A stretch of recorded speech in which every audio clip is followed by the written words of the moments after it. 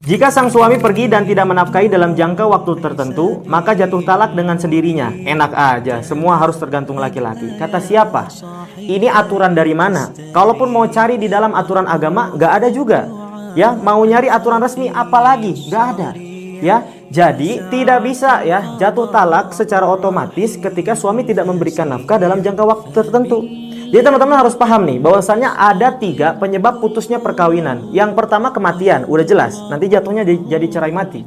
Yang kedua adalah perceraian. Nah, perceraian ini bisa jadi karena talak atau khulu. Ya, kemudian yang ketiga adalah putusan pengadilan. Sekarang kita lihat, ya. Nah, pernikahan ini adalah mitsaqon ghalidho, ya, ikatan yang sangat kuat, makanya diresmikan.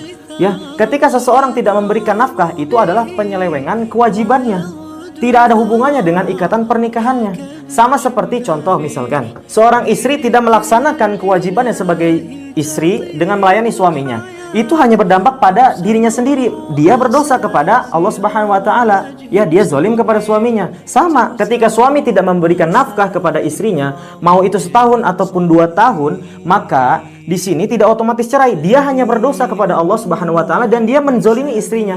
Dan pernikahannya itu tidak berpengaruh apa-apa, tidak otomatis talak, tidak otomatis cerai. Maka hati-hati ya mengajukan statement seperti ini, karena akan berdampak luas bagi orang yang membaca kemudian dia menikah lagi ya di saat suaminya tidak memberikan nafkah dalam jangka waktu tertentu, padahal masih sah jadi suami orang lain. Maka pernikahan dia setelahnya tidak sah juga, hubungannya menjadi hubungan zina. Maka konsekuensi dari kalimat ini cukup besar juga.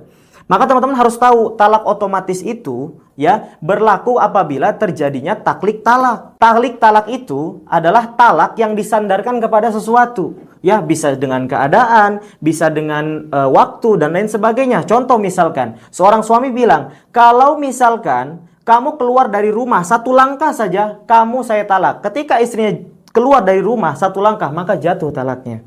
Nah, itu taklik talak. Ya, kalaupun misalkan ya dibacakan ketika akad nikah, di buku nikah itu ada taklik talak di situ. Ya, itu bisa jatuh taklik talak. Misalkan suaminya bilang, "Kalau saya tidak menafkahimu 3 bulan, maka jatuhlah talak." Baru jatuh. Tapi kalau tidak dibacakan taklik talaknya, tidak diikrarkan, maka tidak jatuh. Maka hati-hati. Nah, masalahnya di sini memang banyak orang yang menikah siri. Jadi nggak bisa tuh si perempuan suaminya udah nggak ngasih nafkah setahun 2 tahun, ninggalin begitu aja nggak ada kabar. Jadi bingung nih si istri nih ya mau gugat cerai ke pengadilan, nggak bisa karena nikah siri. Makanya saya berkali-kali bilang jangan nikah siri, kalau bisa hindarilah pernikahan siri ya. Nah, maka solusinya apa? Teman-teman bisa cek di video saya yang lainnya ya.